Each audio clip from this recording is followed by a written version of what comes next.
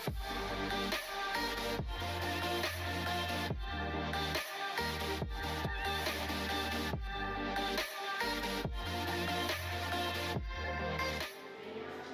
pagi, Shalom. Shalom Bapak Ibu semua. Kita bersyukur hari ini kita boleh datang ke rumah Tuhan dengan kesehatan dan kekuatan daripada Tuhan.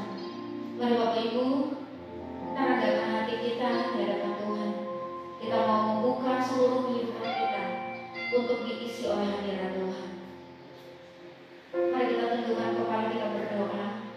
Kami mengucap syukur untuk segala sesuatu yang Engkau berikan dalam hidup kami.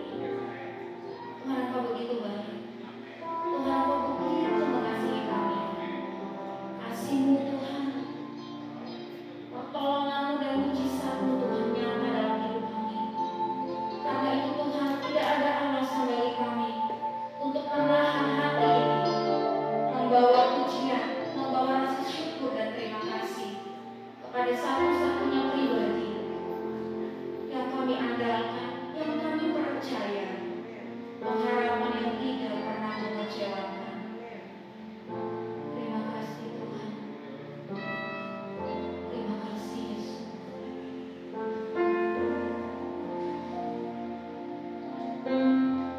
Penuhi hatiku dengan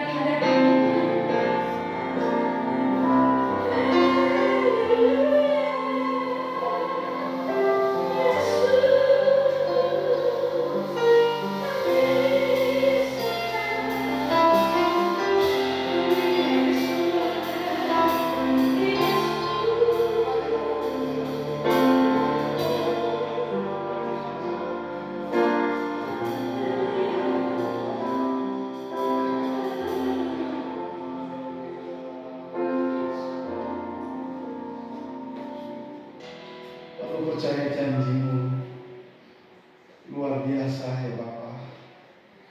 Kau tidak pernah lalai menepati setiap apa yang Kau firmankan bagi setiap kehidupan kami semua Bapa. Inilah Bapa segala pujian dan penyembahan kepadamu. Kiranya menjadi dupa yang harum, semerbak dan menyukakan hati Bapa di surga.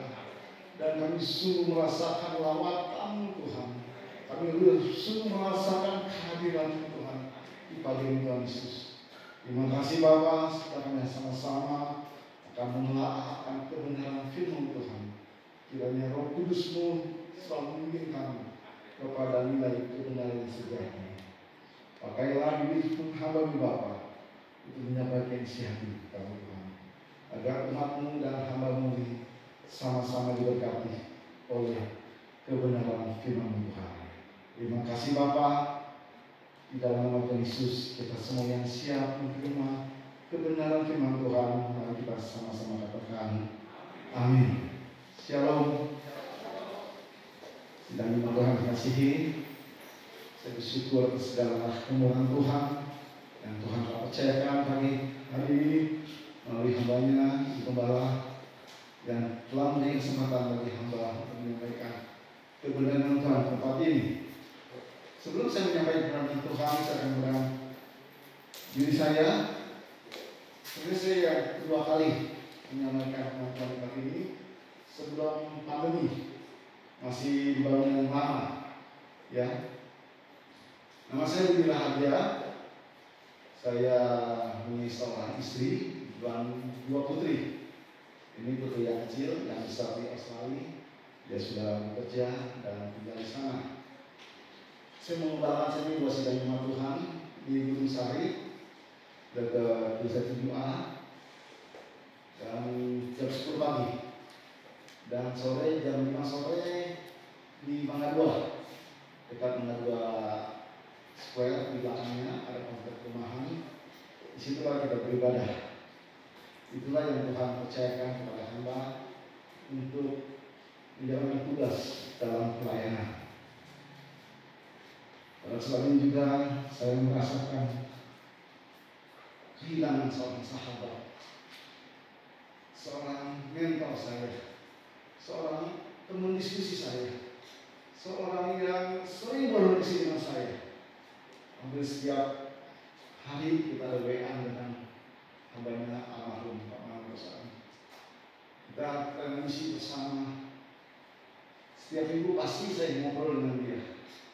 Kita pikiran, mendiskusikan isu-isu yang terjadi saat ini, dan pada suatu saatnya saya mendapat kabar yang sangat tidak menyenangkan. Dia telah berpulang ke Allah. Saya sangat kehilangan sekali. Pada saat ini ada satu tema yang saya angkat, yaitu mengenal panggilan kita sebagai orang percaya. Bapak Ibu, masing-masing ada satu hal yang kita alami sehingga kita menjadi orang yang terpanggil sebagai orang percaya.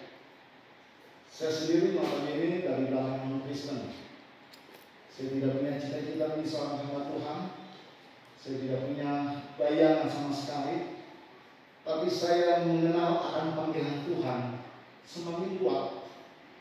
Dan saya percaya hal itu pun dialami oleh kita semua. Pasti mengalami panggilan secara pribadi. Seberapa kuat panggilan itu, seberapa besar kita merespon hadirnya Tuhan dalam kehidupan kita. Pada pagi ini kita akan sama-sama membaca ayat firman Tuhan dalam Roma 9 ayat yang ke-11.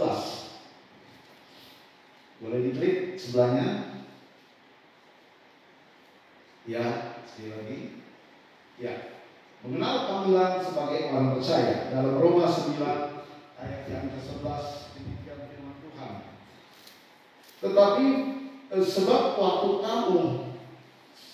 waktu anak-anak itu belum dilahirkan dan belum melakukan yang baik atau yang jahat, supaya rencana Allah tentang pemilihannya ditentukan bukan berdasarkan perbuatan, tapi berdasarkan panggilannya. Ayat ini ditulis oleh seorang rasul Tuhan, rasul yang terbesar, itu Rasul Paulus, di kota Roma, kepada orang percaya, dan mereka meyakinkan bahwa apa yang mereka terima sebagai orang percaya ada suatu panggilan yang kuat, sekalipun kita bukan dari keturunan Abraham secara lahiriah, tapi oleh karena kasih karunia Tuhan kita dipanggil menerima kasih karunia Tuhan menjadi anak-anaknya. Kalau kita lihat dalam ayat yang ke-8 mengatakan, artinya bukan anak-anak menurut daging adalah anak-anak Allah, tetapi anak-anak perjanjian yang disebut keturunan yang benar. Kita ini adalah anak-anak bukan keturunan daging daripada bangsa Israel atau Abraham, tapi kita adalah anak-anak perjanjian. Orang yang mengenal Dia, menerima Dia sebagai Tuhan Selamat, kita mendapat satu otoritas khusus, yaitu dalam Yohanes 1 ayat 12 kita diangkat, diadopsi menjadi anak-anaknya. Dan kita terpanggil dan kita bersekutu dalam sedang indah dengan Dia, dan kita menjadi orang-orang yang diselamatkan. Oleh sebab itu, pada di zaman pandemi ini, kita harus banyak belajar seberapa jauh nilai panggilan kita seorang percaya. Ini adalah masa penantian. Dalam satu forum diskusi bersama-sama teman-teman alumni dari Simalgento, salah satu teman saya mengatakan masa pandemi ini adalah masa-masa penantian bagi kita semua, bagi umat sedunia, dan khususnya bagi orang percaya pun adalah masa-masa penantian. Seberapa kuat panggilan kita sebagai orang percaya. Kita menjalankan ibadah di rumah masing-masing. Kita menjalankan aktivitas perorangan kita, membaca Alkitab secara tekun, berdoa menyembah di tengah-tengah situasi yang sangat memprihatinkan. Itulah yang membuat panggilan kita semakin kuat di dalam Tuhan. Memang hal itu tidak mudah. Di tengah-tengah tekanan ekonomi yang begitu berat, banyak sekali mengalami pengurangan gaji, pemotongan, dan sebagainya. Dan itu adalah suatu problem yang kita hadapi bersama. Bukan hanya sekelompok, tapi seluruh dunia, termasuk kita semua, anak-anak Tuhan di dalamnya mengalami hal itu. Dan kita diminta oleh Tuhan untuk kita tetap bertahan dalam firman Tuhan. Tetap kita meningkatkan pengenalan kita pada Tuhan. Dalam Hosea mengatakan bukan hanya persembahan, tapi pengenalan akan Allah yang aku ingini bagi setiap orang percaya. Jauh berarti tentang pengenalan kita kepada Tuhan sebagai sesuatu yang sangat diminta oleh Tuhan Yesus. Boleh klik berikutnya? Ya, klik sekali lagi. Timbul pertanyaan, apakah yang harus kita lakukan sebagai wujud memahami panggilan Tuhan dalam kehidupan orang percaya. Saat-saat ini banyak sekali orang yang tawar hati, yang menghadapi kehidupan. Seorang sahabat saya, dia umur 4 tahun di atas saya sekarang baru 55 tahun. Dia teman saya 59 ke 60. Divonis dokter tiba-tiba kena kanker paru-paru stadium 4, dan dia sangat terpukul sekali, seolah seperti mendapat satu berita yang sangat mengagetkan, sampai kurus badannya sampai turun 14 kilo, dan dia bilang, aku ingin rasanya begini saja untuk mengakhiri kehidupan. Lalu saya sebagai sahabat datang. Biarlah kita tidak tawar hati menghadapi apapun problem, masalah. Lebih khusus bagi kamu yang memiliki satu penyakit yang memang itu mengancam kepada jiwa dia. Jadi singkat cerita, sedikit semangat hidup dan kita tahu firman Tuhan, kita terus memberikan suatu semangat untuk kita tetap bergairah dengan Tuhan dan dia terus melakukan tindakan-tindakan medis. Di masa-masa pandemi di mana gereja menutup pintu untuk beribadah, saya membuka ibadah di lingkungan. Ketika saya tawarkan bagaimana di rumah kamu kita adakan ibadah dan dibuka pintu, boleh pergi kita bukan ibadah. Kita undang teman-teman sebagai kita untuk sama-sama kita beribadah. Di saat gereja menutup pintu, di saat gereja tidak banyak kegiatan, di saat gereja tidak melakukan aktivitas apapun, saya mencoba mengeluarkan panggilan saya sebagai hamba Tuhan. Saya terus bergerak, saya tidak mau patah semangat, saya tidak mau mati akal. Saya melihat di suatu ladang Tuhan. Lalu saya tawarkan, bagaimana kalau kita mengadakan ibadah di rumah kamu? Oh iya, kita ada perjamuan kudus. Dan kita yakin dalam ibadah perjamuan kudus ada kuasa yang luar biasa. Yang dapat memulihkan, yang dapat menyembuhkan. Ya. Dan akhirnya singkat cerita, kita ibadah tiap bulan, sebulan, 2 bulan, dan hampir setahun ini kita terjalan. Dan saya bilang, kalau perlu sampai terus datang pun kita tetap ada ibadah tempat kami. Ya, puji Tuhan sekarang ada 2 rumah yang telah membuka pintu di masa-masa pandemi, di masa-masa orang menutup pintu untuk tamu dan dia membuka pintu untuk kita beribadah. Dan puji Tuhan selama pengobatan dia mengalami pemulihan, demi pemulihan. Tuhan sembuhkan dan singkat cerita angker para dia yang sudah diumpat itu Tuhan sembuhkan. Tuhan berikan, Tuhan jamah dan dia mengenal panggilan Tuhan di saat mengalami sakit penyakit yang begitu berat. Dia scan otaknya lagi, lalu dia scan seluruh tubuh, lalu dia bone scan, takut ada penyebaran di bagian tulang asrornya, dan ternyata semuanya bersih semua. Puji Tuhan. Lalu saya bilang, kamu harus segera vaksin. Lalu jadi dia konsultasi dengan dokternya, apakah saya sudah boleh vaksin? Dan menyatakan boleh. Buru-buru saya angkat pistolnya, saya dampingi, saya temenin, saya undang teman-teman yang sebaya, ayo sama-sama vaksin. Saya angkat dia. Di situ dia merasa ada satu panggilan Tuhan di tengah-tengah penderitaan. Oleh itu ada 3 hal yang saya boleh bagikan pagi hari ini tentang bagaimana supaya kita semakin kuat akan panggilan kita sebagai orang percaya. Karena akhir-akhir ini banyak sekali orang mulai tawar hati menghadapi situasi kondisi, dan memang Alkitab sudah mengatakan pada akhir-akhir zaman banyak orang cenderung untuk meninggalkan Tuhan.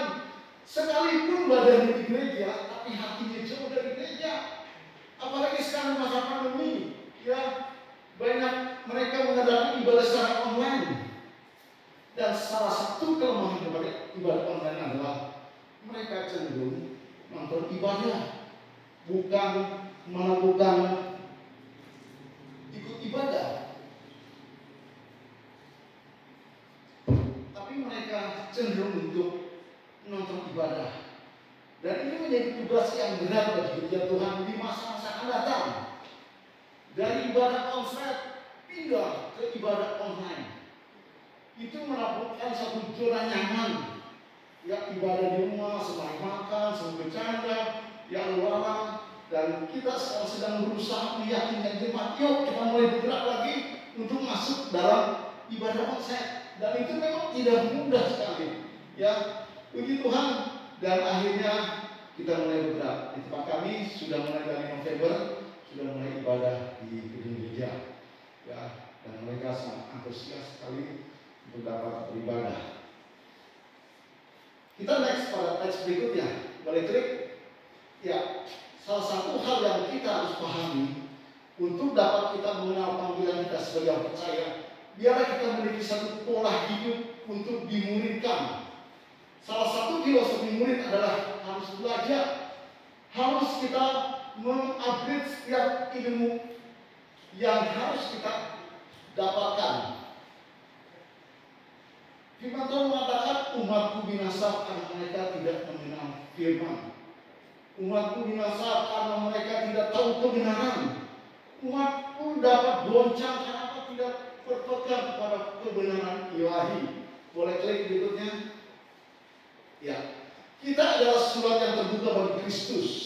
Jika kita mengaku orang Kristen, sudah sepantasnya kita menjalani kehidupan Tuhan Yesus agar kehidupan kita tidak jadi batu sandungan bagi orang lain. Rasul Paulus mengatakan kita adalah suratan yang terbuka yang dapat dibaca oleh setiap orang, di mana orang bisa menilai kebenaran hidup kita melalui perbuatan kita. Maka itu bagaimana kita dapat menulis kebenaran dalam kehidupan kita kalau kita tidak pernah menggali firman, tidak pernah menggali kebenaran firman Tuhan untuk kita masukkan dalam kehidupan kita dan kita praktekkan, sehingga orang dapat melihat kebenaran daripada hidup kita. Bapak Ibu, beberapa hari ini, minggu lalu saya kehilangan seorang pembantu. Bukan hilang dia menghilang, tapi dia telah berpulang. Dia ikut saya kurang lebih 22 tahun. Ikut saya 22 tahun. Terakhir Oktober tanggal 25 dia berhenti karena sakit. Singkat cerita dia harus berobat dan dia pulang kampung. Dan minggu lalu dia dikabarkan meninggal dan pada Senin saya berkunjung di sana. 20 tahun bukan suatu perjalanan singkat, cukup panjang kebersamaan dan tidak pernah dapat kita lupakan. Dan dia banyak sekali contoh dari hidup saya. Dia punya anak. Ketika dia mempraktekkan, menasihati anaknya, dia ikut dengan gaya saya bagaimana saya memperkatakan firman. Dan saya perhatikan ini adalah tepat apa yang dikatakan oleh Rasul Paulus, bahwa kehidupan kita adalah suratan yang terbuka dapat dibaca oleh orang lain, termasuk pembantu kita. Kebetulan saya tinggal itu dekat sekali dengan pasar tradisional, jalan kaki saja, yaitu daerah Dahil. Pembantu saya waktu semasa hidup dia berkata demikian, Pak Budi, saya tadi dipanggil oleh si engkau itu yang punya toko, ditanya sama dia, berapa lama kamu ikut Pak Budi? Ya, cukup lama, 20 tahun lebih, satu baru 20 tahun lagi saya.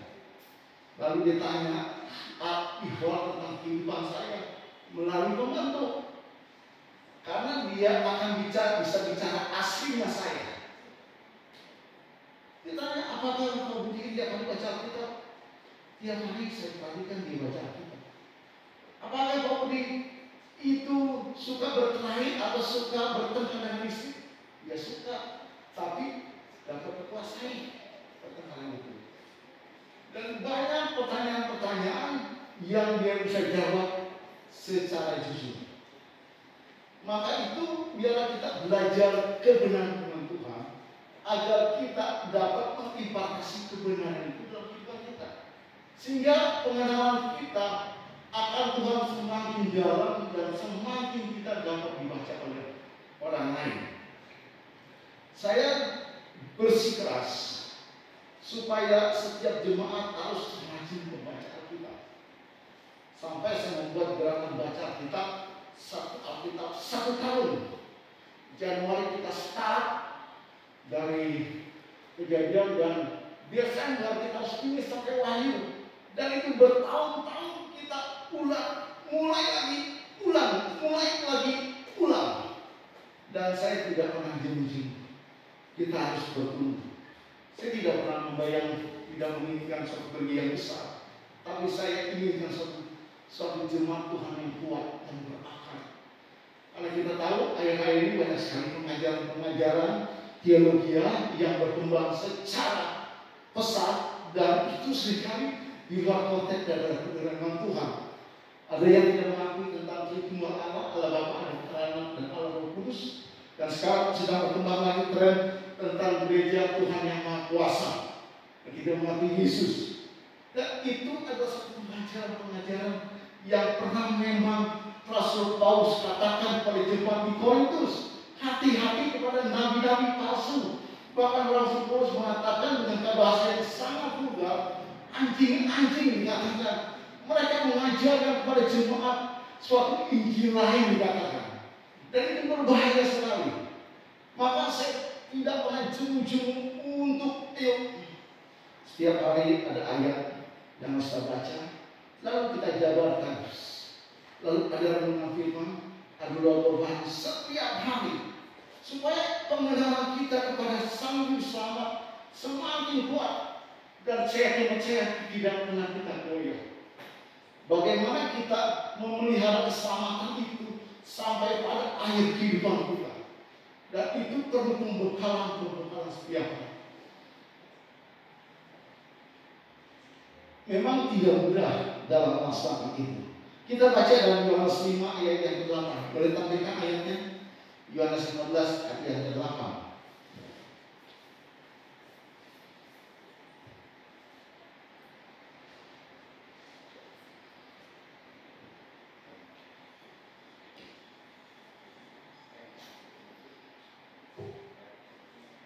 Ya, bisa.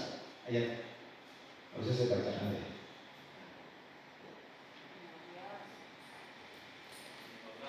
15 ayat yang ke-8.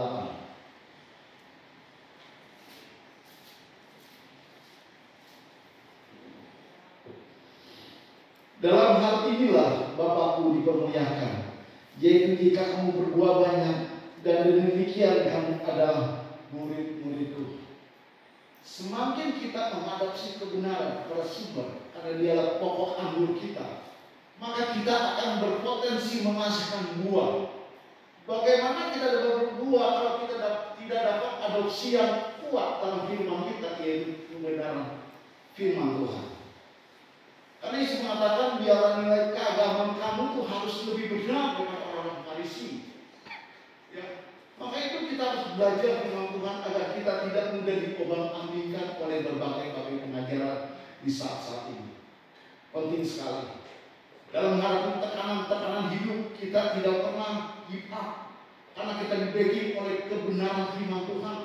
Ya, tidak pernah kita ragu akan janji Tuhan, sehingga kita optimis menghadapi masa depan. Sekarang ini banyak sekali orang yang pesimis menghadapi masa depan ini. Bukan hanya anak muda, bahkan orang tua, termasuk gereja Tuhan pun serba bingung. Bagaimana membuat planning ke depan, buat program apapun masih bingung. Karena situasi tidak menjanjikan. Apalagi mereka yang fresh graduate, ya baru lulus sekolah, harus melamar kerja, bersaing. Kalau tidak ditopang oleh firman Tuhan, dia akan cenderung tawar hati, mudah lemah iman, pasrah, menjadi pecundang, pekalah, tidak bisa bertarung, tidak bisa berkompetitor di tengah-tengah masyarakat, di tengah-tengah situasi yang tidak menjanjikan ini. Ya, kita ke depan pun masih tanda tanya. Apakah bisa segera dapat diatasi masa pandemi berakhir? Untuk catatan daripada Satgas Covid, ya, kita saat ini baru mencapai 11 juta kurang lebih. Itu masih di bawah 10% daripada seluruh penduduk Indonesia. Dan untuk mencapai herd immunity itu harus mencapai 70%. Berarti butuh sekitar hampir 4 tahun ke depan kalau ini berjalan seperti ini. Maka itu perlu upaya kerja keras dari pemerintah dan juga masyarakat. Maka di gereja pun saya sangat gencar untuk segera kita sukseskan untuk pemerintah ini. Ya, maka itu biarlah kita memiliki pola hidup yang selalu dimuridkan. Untuk menjadi murid kita harus ada kerendahan hati. Kita mau banyak belajar, banyak duduk, banyak kita menghargai otoritas yang ada dalam kita.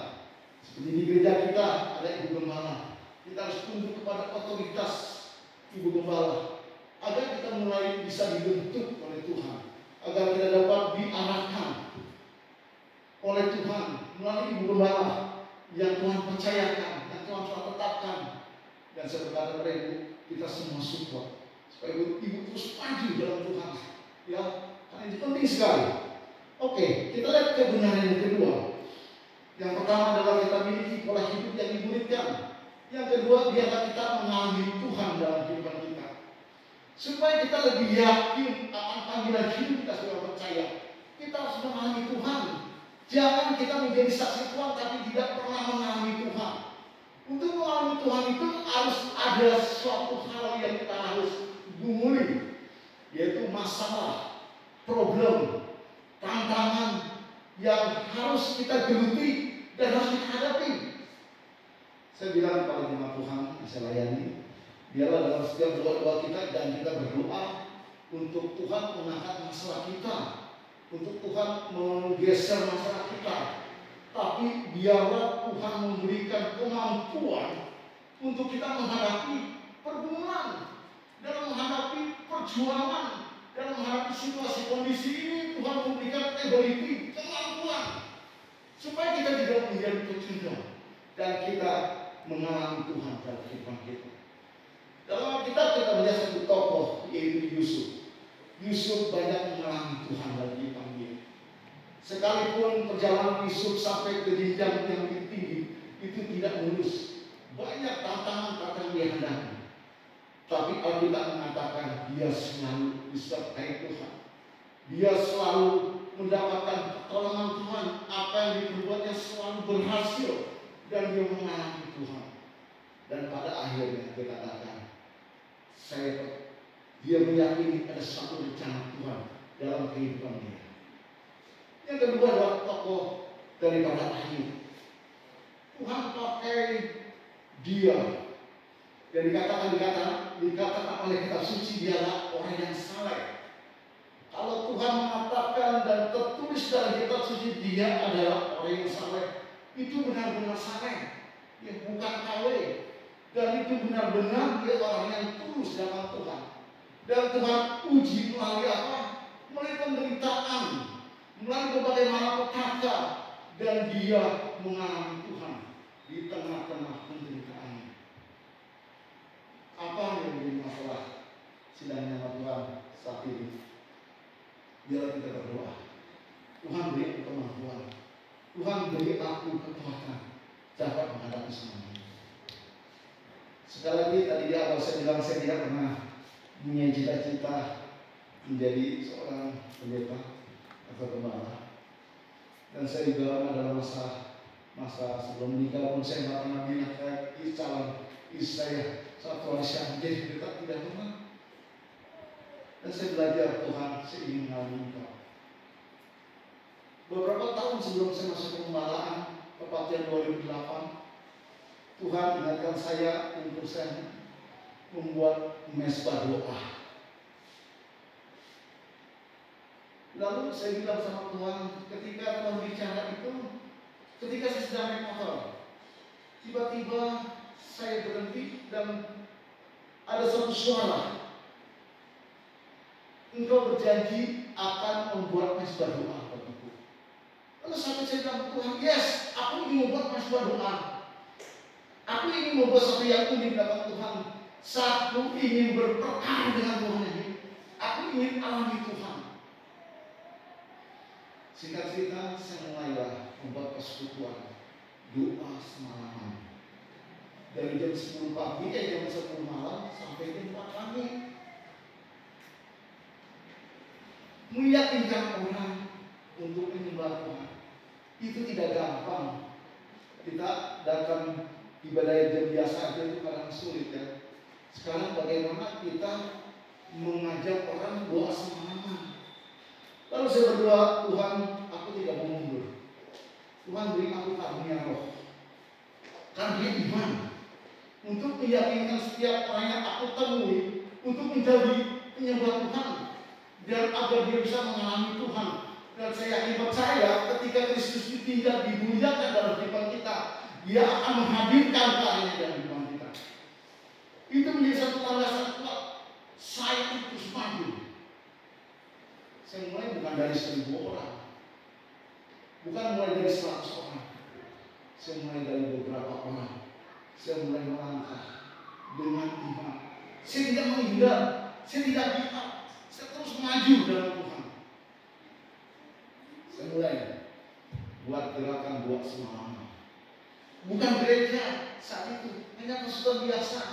Ya, sebulan, 2 bulan, 3 bulan, setahun, 2 tahun. Terus Tuhan tambahkan bilang orang percaya. Saya tidak pernah lupa. Saya berdoa Tuhan beri aku kemampuan untuk meyakinkan, untuk menjadi penyembah Tuhan. Dan tepatnya sampai kurang lebih 4 tahun berjalan, barulah kita mulai masuk dalam penyembahan. Saya mengalami Tuhan dalam hidup saya. Melalui perjuangan dalam mengenal Tuhan.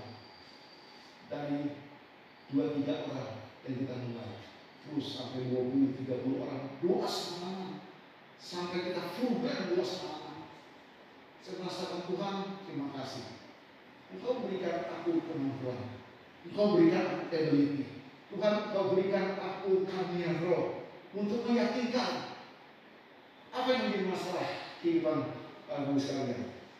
Berdoa, beri aku kemampuan, beri aku hikmat, beri aku sesuatu pencerahan yang Tuhan berikan dalam kehidupan kita semua, agar kita dapat melakukan, tidak menjadi tertinggal, tidak menjadi salah. Terlebih lagi di masa-masa pandemi ini, di masa-masa yang cukup sulit, kita terus berjuang. Amin, Bapak sekalian. Oke, kita akan terus melakukan klik selanjutnya. Ya, dalam Matius 8 Tuhan mengatakan, ia berkata kepada mereka, mengapa kamu takut, kamu yang kurang percaya? Lalu bangunlah Yesus menghadap angin dan danau itu, maka danau itu menjadi teduh sekali. Kita tahu peristiwa ini ketika mereka sedang melayar dan tiba-tiba angin menggoyahkan mereka perahu itu, dan dia tahu sang guru sedang tidur, dan dia berkata, guru, kita akan binasa, guru, kita akan mati. Dia tidak menyadari akan perkataan dia, bahwa pemilik kehidupan ada di situ, yang empunya, yang mengatur alam jalan raya ada di situ. Seringkali itu pun kita alami dalam kehidupan kita. Kita tidak sadari ada pribadi Allah dalam kehidupan kita, ada dalam kehidupan kita. Pribadi Allah dalam wujud Roh Kudus, dialah suatu kepribadian. Maka dia memiliki 3 unsur. Dia ada pikiran, dia ada perasaan, dia ada kehendak dalam kehidupan kita. Seringkali kita lupa. Sehingga apa? Sehingga kita tidak mengalami Tuhan, karena kita melupakan akan keberadaan Tuhan dalam kehidupan kita. Seringkali kekhawatiran yang melanda hidup kita, seringkali kecemasan, situasi keadaan yang lebih menguasai kita, sehingga kita tidak mengalami Tuhan. Kita tidak sadar bahwa ada pribadi Allah sendiri ada dalam kehidupan kita. Dia berkata, dia ingin bergerak, dia ingin berkarya dalam kehidupan kita. Maka itu biarlah untuk menjadi saksi yang efektif di tengah-tengah dunia ini, kita harus Tuhan. Bagaimana kita dapat memberitakan tentang Tuhan kalau kita sendiri tidak pernah mengalaminya? Kita sangat miskin daripada pengalaman rohani kita, dan kita percaya setiap pribadi kita pasti mengalami satu peristiwa yang besar dari Tuhan. Sehingga Bapak Ibu, sampai hari ini kita dalam jurang Tuhan. Sehingga sampai hari ini Bapak Ibu tetap mengenal akan panggilan Tuhan, tidak melepaskan iman percaya kita. Saya percaya Bapak Ibu semua mengalami lambatan Tuhan. Amin, Bapak sekalian. Oke, kita lanjut pada bagian yang terakhir. Benar publik.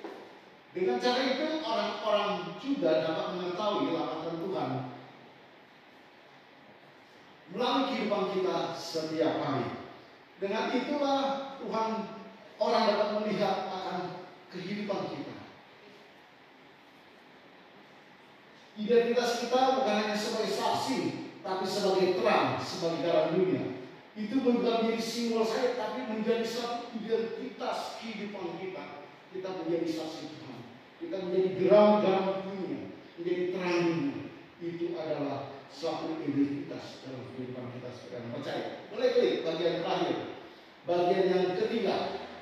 Bagaimana kita memahami rencana Tuhan dalam hidup kita? Itu akan berpengaruh.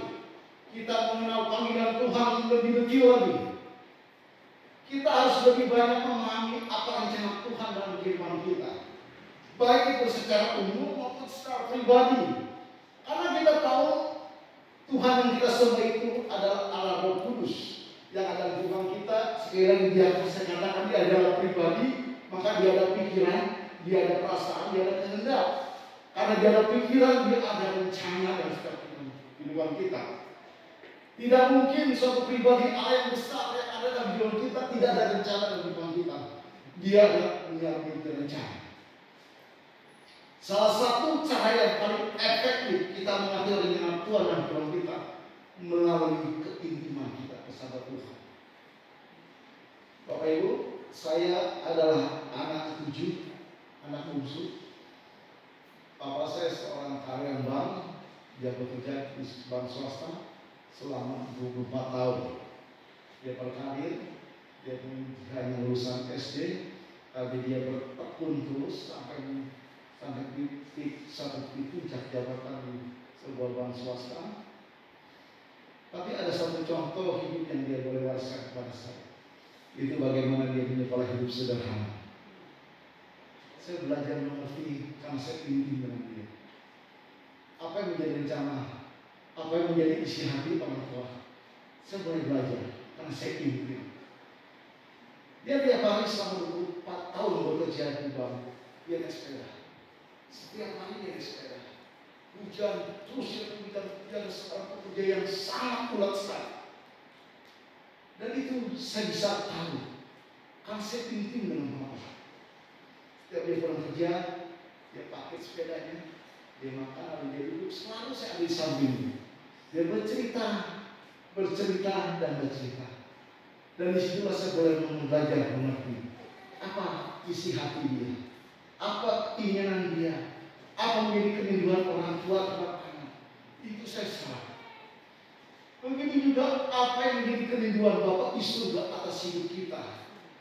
Yang tahu ada diri kita adalah dengan Bapak sendiri. Dan itu setiap rencana Tuhan dalam hidup kita secara beda-beda. Ada secara khusus dan secara umum.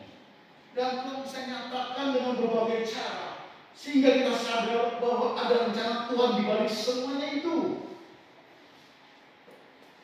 Dulu ketika saya masih remaja, pemuda, sejak SMA, saya itu paling senang pergi pameran pendidikan ke Australia. Bukan karena saya anak orang kaya, saya anak orang miskin. Saya senang sekali kalau namanya seminar-seminar tentang pendidikan, khususnya ke Australia. Saya pergi ke sana, saya duduk dengar, lalu saya pulang, saya bawa brosur, saya naik ke sekolah. Sampai saya kuliah tingkat 2 pun saya selesai. Selalu gitu. Sampai di rumah bertumpuk begitu banyak brosur-brosur. Saya tidak pernah bermimpi untuk sekolah luar negeri, tidak mungkin lah. Mustahil lah. Kalau saya bisa kuliah dia sudah kapsiah-kapsiah Tuhan. Saya tidak mengerti apa rencana Tuhan di balik semua itu. Tapi saya bersyukur, saya jalani saja. Saya jalani, saya sering hadir. Dan melalui itu saya banyak mengerti tentang pendidikan di luar negeri. Ya, sampai di satu titik saya dapat tugas dari cici saya untuk mengurus anaknya di luar negeri untuk sekolah Australia. Nah, ini saya pikir menjadi benang merah kehidupan saya sehingga saya bisa mengurus. Nah, dari situlah terbuka pintu yang tidak pernah saya pikirkan. Saya bisa menjalin kerjasama dengan pendidikan di Australia sampai 20 tahun. Saya mengurus pendidikan di Australia. Lalu saya mengerti, oh begitu ya rencana Tuhan. Nggak pernah saya pikirkan. Ya, saya bisa menjadi kerjasama dengan berbagai pendidikan di kota Sydney khususnya. Maka saya sering pergi ke sana, setahun bisa 2-3 kali. Sekalian saya kunjungan ke berbagai college di Australia, menjalin kerjasama. Di situ saya bisa mengerti. Pada waktu itu saya tidak mengerti kenapa Tuhan kayaknya aku sia-sia nih. Tapi ada orang dari dalam, kerjakan terus, jangan putus asa. Ya, walaupun memang itu menjadi tertampaan bagi orang lain. Aduh, anak orang miskin, mau ikut seminar begituan, kayaknya sia-sia. Tapi saya belajar tekun, saya belajar. Nah dari situlah menjadi satu garis merah, sehingga saya bisa terus sampai hari ini. Sekarang lagi bisa berjalan karena embassy-nya sedang close, kuliah masih pada online. Bahkan beberapa student saya banyak yang pulang ke Indonesia karena di sana tidak bisa kuliah, dia harus kembali. Ini saya belajar online di Jakarta saja. Kadang-kadang kita tidak mengerti akan kehidupan ini. Tuhan, kok kenapa aku di posisi seperti ini? Kenapa aku berada di posisi ini? Kenapa aku berada di keluarga ini, Tuhan? Tapi kita belajar bersyukur. Terima kasih Tuhan. Biarlah kami boleh memahami rencana Tuhan dan Tuhan ini melalui kondisi yang ada pada saat ini. Kita bersyukur kalau kita dapat melewati masa era pandemi ini. Ya, kita dapat bersyukur dalam kondisi apapun. Kita bersyukur. Kita yakini ada rencana Tuhan di balik semuanya itu. Yang sekarang memang kita tidak mengerti. Tapi suatu hari kita akan melihat kebenaran itu. Suatu hari Tuhan akan nyatakan rencana Tuhan dalam hidup kita. Saya mau sekali lagi katakan, saya tidak cita-cita menjadi seorang hamba Tuhan. Bahkan saya mengembalakan dosa dan jemaat, saya tidak pernah masuk hitungan dalam otak saya. Memang dari remaja, dari pemuda, dari kuliah saya ingin menjadi seorang insinyur. Saya senang sekali bekerja di bidang proyek bangunan. Maka saya tidak keras karena luar biasa. Tapi saya coba belajar mengerti apa rencana Tuhan. Dan sampai satu titik akhirnya saya belum percayakan menggunakan kuasa Tuhan. Inilah 3 kebenaran yang dapat saya sharekan pagi hari ini. Ialah melalui pola hidup yang dimuridkan. Kamu belajar hidup oleh Tuhan, melalui firman Tuhan.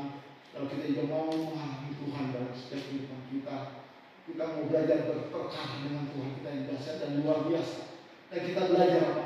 Memahami rencana Tuhan dengan keintiman. Keintiman dalam penyembahan kita kepada Tuhan. Penyembahan itu bukan hanya dalam bentuk kata-kata saja. Tuhan Yesus pernah berkata, biarlah dapat menyembah aku dalam roh dan kebenaran. Tuhan berkata dalam roh dan kebenaran, bukan hanya dalam roh saja, tapi dalam kebenaran kita menyembah Tuhan. Jadi kita menyembah Tuhan itu untuk memiliki iman, bukan hanya dalam bentuk kata-kata kita menyembah Tuhan, tapi biarlah kita hidup dalam kebenaran. Kita melayani keluarga dengan benar, melayani istri dengan benar, melayani suami dengan benar, kita mendidik anak dengan benar, kita memperlakukan orang tua kita dengan benar. Itu pun nilai keluar kita kepada Tuhan, sehingga kita mengetahui rencana Tuhan yang besar dalam kehidupan kita. Amin.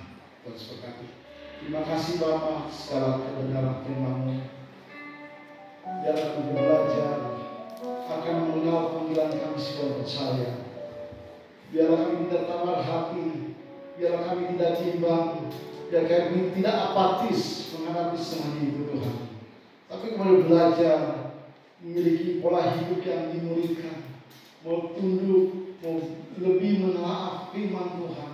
Karena kami tahu inilah suatu kebenaran yang sejati dan setiap kehidupan orang percaya untuk menopang kehidupan kami.